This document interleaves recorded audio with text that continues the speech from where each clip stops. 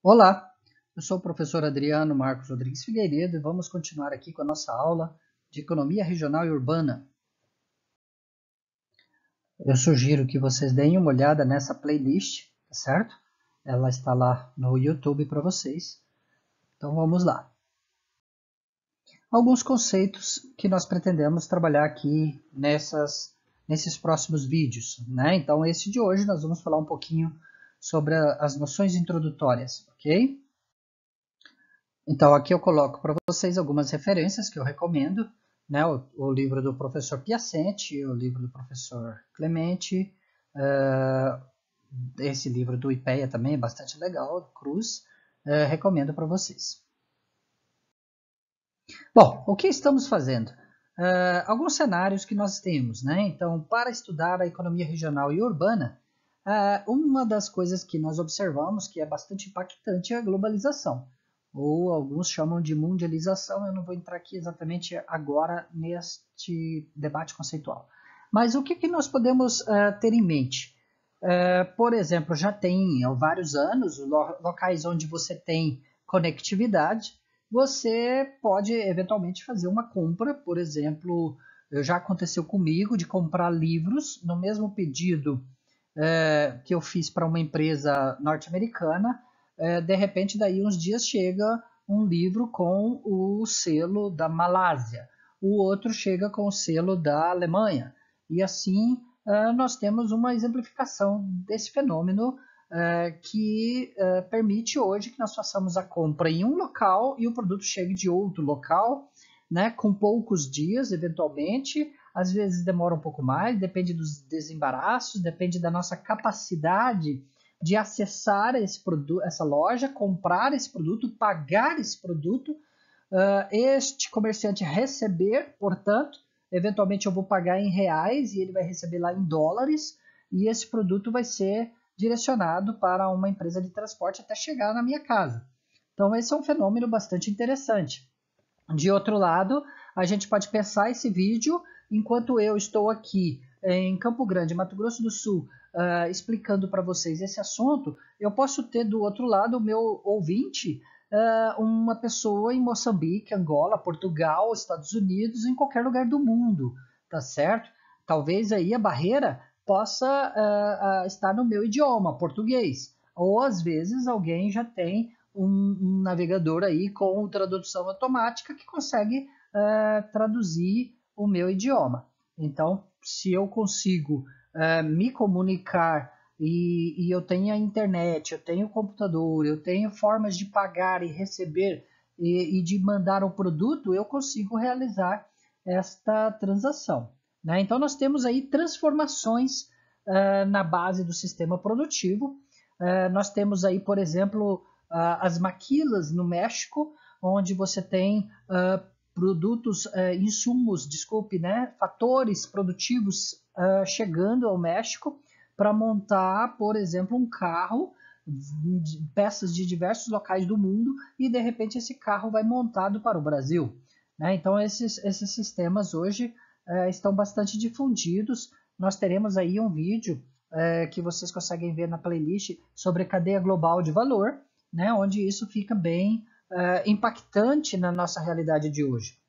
São novas dinâmicas, portanto, no processo de produção, de difusão, de incorporação do progresso técnico. Tenho novas demandas, novos padrões de comportamento, com críticas, tá certo? Mas também com vantagens, incerteza, instabilidade, sobretudo com relação ao desenvolvimento regional, né? E a presença aí, por exemplo, dos objetivos do desenvolvimento sustentável pregado aí pelas Nações Unidas, né, para uma meta aí de 2030. E a pergunta aí que fica então importante é como é a dinâmica dos territórios diante deste desenvolvimento dos últimos anos aí que nós temos. E no nosso caso estaremos dando um foco para Mato Grosso do Sul, mas também abordando outras possibilidades, né? Então fica essa preocupação. Aqui a gente ilustra os objetivos do desenvolvimento sustentável, né? Então, erradicação da pobreza, fome zero, saúde, bem-estar, educação de qualidade, igualdade de gênero, água potável, saneamento, energia, trabalho decente, crescimento econômico, indústria, inovação, infraestrutura, redução das desigualdades, cidades sustentáveis, consumo e produção responsáveis, ação contra a mudança global do clima, vida na água, vida terrestre, paz e justiça, né, e instituições eficazes, parcerias e meios de implementação. Então essas são algumas metas, né, importantes, são objetivos para termos aí o desenvolvimento sustentável como pregado aí pelas Nações Unidas. E aqui então a gente precisa fazer um ponto, né, uma parada para falar sobre o que é o desenvolvimento sustentável. A gente tem ali objetivos do desenvolvimento sustentável, mas o que é isso? Né? A gente precisa, é importante, o professor Jeffrey Sachs, ele sempre menciona que nós precisamos trazer o desenvolvimento sustentável para dentro de nós, para dentro da sociedade. Nós precisamos agir enquanto pessoas, enquanto empresas, enquanto uma sociedade que tem por objetivo o desenvolvimento sustentável. Mas o que é isso, né? O desenvolvimento, ele indica uma ideia de progresso, uma ideia de evolução para algo melhor, tá certo? Mas a gente precisa entender que isso não pode ser apenas do ponto de vista material econômico. A gente não pode entender como este progresso apenas em termos de enriquecimento, como é muitas vezes colocado, né? Desenvolvimento econômico seria a ideia de apenas crescimento dos aspectos econômicos, né? Então, aumento do emprego, aumento do salário, aumento da renda e principalmente as pessoas associam isso com o PIB per capita. Mas a gente precisa ir além. Nos últimos 50, 60 anos, a gente já teve uma vasta literatura falando que desenvolvimento é muito mais do que crescimento econômico. Então, o desenvolvimento precisa pensar também no ser humano, o desenvolvimento humano, a gente precisa pensar na questão ambiental, cultural, social, portanto, né? Então, a gente tem vários pilares, né, inclusive institucional, né, que compõem esse desenvolvimento. Quando falarmos, então, desenvolvimento, essa evolução, esse progresso, precisa estar em todos esses pilares. E a ideia do sustentável, hoje, nós já temos uma evolução nesse pensamento. Vamos falar, portanto, de sustentabilidade, mas quando falamos de sustentabilidade, a gente precisa ir além daquela concepção de 50 anos atrás, quando falava principalmente de meio ambiente. A gente sabe que o meio ambiente é importante, a gente entende isso e concordamos e pregamos que é importante o meio ambiente, mas ele tem que ter sustentabilidade em todos os pilares. A gente precisa ter emprego, renda, água, energia, saúde, erradicar a pobreza, precisamos ter os aspectos culturais, precisamos ter, então, vários pilares sustentáveis, ou seja, ele precisa estar progredindo para hoje, para a nossa geração, assim como para as gerações futuras. Então, esse conceito ele precisa ser entendido e incorporado por cada um de nós, por cada ator dentro da sociedade, seja ele privado, público, individual, empresarial, de modo que nós busquemos políticas, busquemos resultados que levem a um progresso. Esse progresso não pode ser apenas material, ele precisa ser humano, social, cultural, ambiental, institucional e a riqueza também. Ou melhor, não é exatamente que todo mundo tem que ser rico, mas que todos precisem sair da pobreza. Nós precisamos erradicar a pobreza, nós precisamos acabar com a fome zero, tá certo? Precisamos ter uma agricultura sustentável. Veja, sustentável a gente precisa entender. Não é apenas uma agricultura orgânica. Ela é bonita, boa, muito interessante, mas nós precisamos ter uma agricultura que possa ser feita hoje, possa ser feita nas próximas gerações. Né? Então, o sustentável no ponto de vista de ser permanente, ela possa ela possa ser executada sem exaurir os nossos recursos naturais, tá certo? Sem gerar mais poluição, não só a agricultura, a indústria também, serviços também, todas as atividades, tá certo? Públicas e privadas. Precisamos de saúde, bem-estar, energia acessível e limpa, água potável, saneamento, educação de qualidade, trabalho decente, crescimento econômico, indústria, inovação, infraestrutura, redução das desigualdades e aqui um foco na nossa disciplina cidades sustentáveis. Cidades onde nós possamos então morar, trabalhar, gerar a nossa renda, consumir, circulemos, conseguimos circular nessa cidade e conseguimos que isso seja feito para a nossa geração e para as gerações futuras.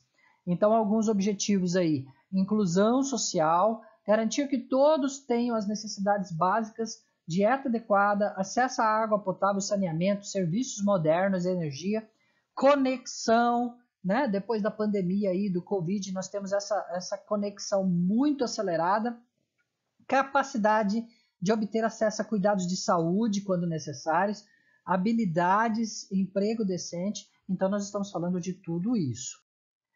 Esses objetivos, eles têm por trás deles a ideia de que não podemos deixar ninguém para trás. E não apenas a pessoa, nós não podemos deixar nenhum local, nenhum município, nenhuma região para trás. Nós temos que ter inclusão social, tá certo? E alguns vão perguntar, isso é possível? Isso é razoável?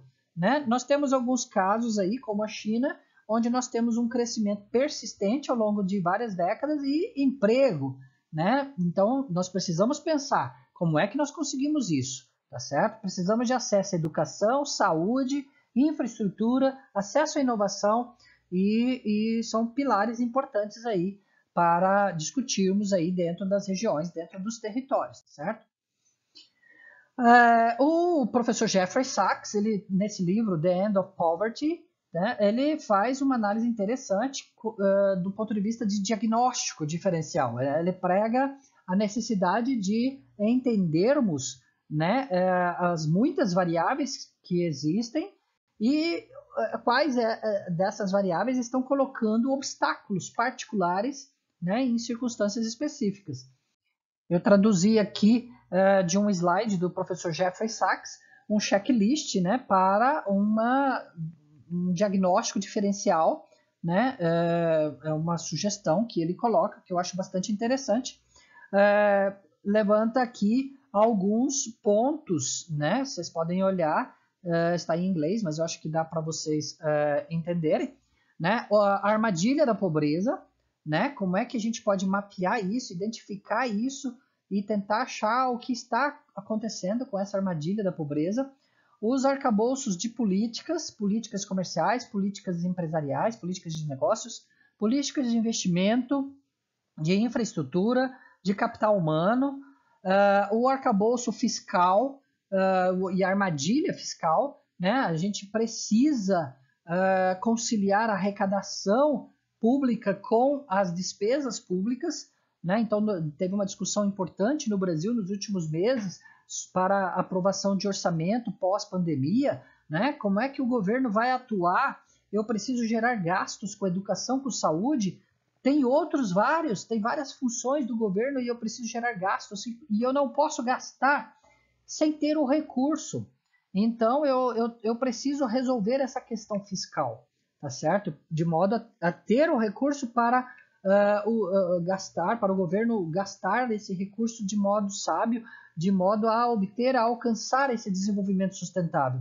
Nós temos características físicas das localidades, nós temos padrões de governança, né, por direitos políticos, instituições, sistemas de gestão pública, o federalismo fiscal, aspectos vários aí de sucessão, de corrupção, de violência, de questões étnicas.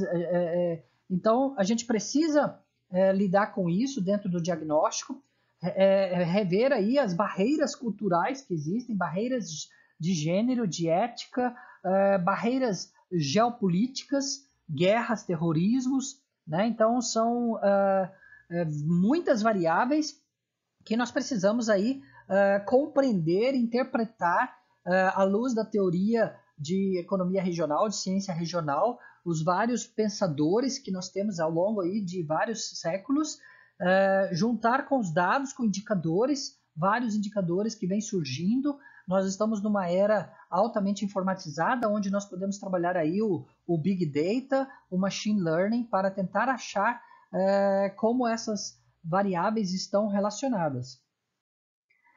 Aqui, então, eu peguei uma ilustração rápida do artigo de Barbosa et al. 2020 sobre o Índice de Pobreza Humana Municipal, feito aqui com os censos demográficos de 1991, 2000 e 2010. Neste caso, eu peguei para Mato Grosso do Sul. E a gente consegue ver aqui em 91, aqui em 2000 e aqui em 2010, a gente consegue ver que as regiões, os municípios, eles muitas vezes estão cercados regiões ricas cercados por regiões pobres. Aqui é um índice de pobreza, tá certo? Então, o mais claro é que tem menor pobreza e o mais escuro é o quarto quartil, onde nós temos maior pobreza. Então, a gente consegue observar aqui alguns municípios onde tem uma pobreza persistente, tá certo? Então, um sul de Mato Grosso do Sul aí com uma pobreza persistente, o que a gente acaba entendendo como regiões de enclave, né, onde precisa uma intervenção. Ela não está conseguindo reagir. Nós estamos num universo aí, numa região, num ciclo temporal de 91 a 2010. E nesses 20 anos ali, essa região não conseguiu mudar a configuração. Nós temos algumas que estavam pintadas aqui um pouco mais escuras, né? E de repente ela está conseguindo sair, tá certo? Mas aqui, por exemplo, Miranda está aqui, ó, estrangulado no meio, né? Então a gente tem algumas teorias que vão mencionar isso, que vão relacionar regiões pobres ao lado de regiões ricas, a chamada roda dentada, né? E precisamos interpretar isso. Elas são situações ocasionais ou realmente nós temos um enclave importante que precisa ser tratado, precisa ser objeto de uma política pública específica, né? Então, é comum termos aí algumas cidades que se destacam, vão crescendo enquanto polos. A gente consegue nos estudos ver que elas têm maior competitividade, tá certo? Mas é importante entender o que as torna competitivas e o que pode ser feito. Porque, em alguns casos, nós temos aqui cidades que são de consumo. Na nomenclatura do professor Edward Glaser, lá de Harvard, algumas cidades são de consumo, algumas cidades são industriais, algumas cidades são associadas ao poder administrativo, ao poder político, outras cidades estão mais ligadas à construção, cidades construídas, né? Cidades planejadas para uma determinada finalidade. Então a gente precisa pensar o que está acontecendo em cada um desses municípios e de que forma o poder público pode atuar para melhorar essa situação e alcançar o almejado desenvolvimento sustentável. Bom, então como foi colocado, né, nós temos que verificar se esses pobres eles estão presos em uma armadilha da pobreza, a estrutura da política econômica, se ela precisa de ajustes significativos, se nós temos uma armadilha fiscal, tá, de um governo, por exemplo, uma dívida muito exagerada, como está a geografia física, as funções do governo, se elas precisam ser reorientadas, barreiras culturais, os direitos, as relações de gênero, conflitos geopolíticos. Então, se nós não tivermos esse diagnóstico diferencial, né, fica realmente bastante difícil aplicar de uma forma operacional, de uma forma significativa, políticas que possam levar ao desenvolvimento sustentável. Ok? Vamos parar por aqui e depois nós continuamos, então, essa nossa análise.